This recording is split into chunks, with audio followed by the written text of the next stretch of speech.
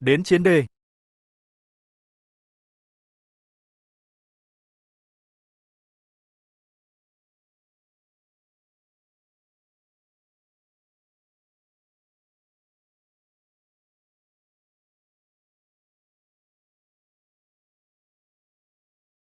Người đã nghe câu chuyện Melon Starter chưa?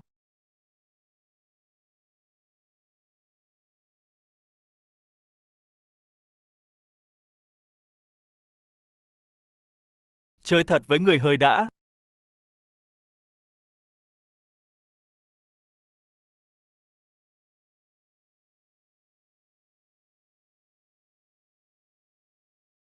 Chết đi.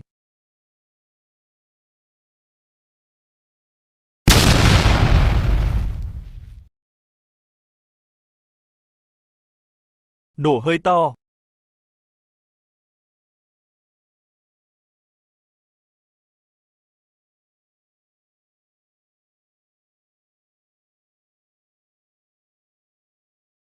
Đến tà chiến.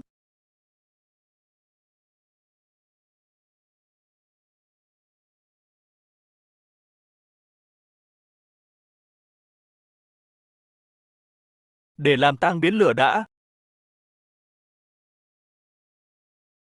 Nói nhảm gì vậy, bây giờ lo mà chiến đi.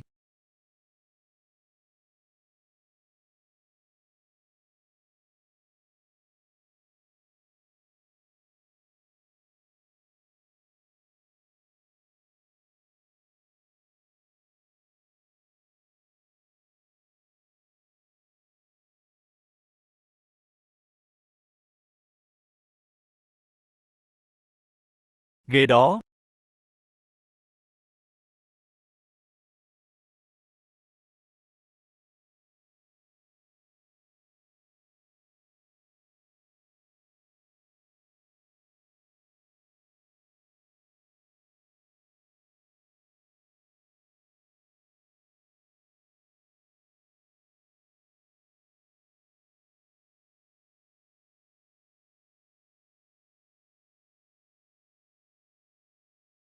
Hở mình đã trở lại rồi sao?